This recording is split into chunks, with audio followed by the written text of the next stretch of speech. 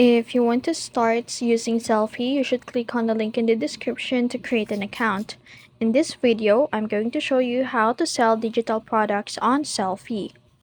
First, make sure you are on the sellfy.com, and then as you can see on the upper right corner, click on the start free trial and create an account using your email.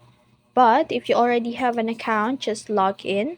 So remember, Sellfy has both free and paid plans, but to access all features, you might need to upgrade later. Once you're done creating your account and setting up your store, on your dashboard on the left side, you'll see there a products or add a product. Select on that and then choose digital product from the options. And in here, you can upload your file. It could be PDFs, MP3, or zip file. Ensure your product file is ready and under the maximum size allowed by Sellfy. After that, fill out the product details, give a title, a description, and set a price for your product. You can also upload a thumbnail or cover image, so make sure it's a good visual so it can increase your sales.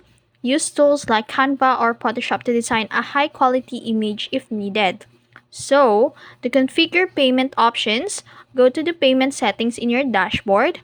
Connect your Sellfy store to a payment processor like PayPal or Stripe to accept a payment. And that's it.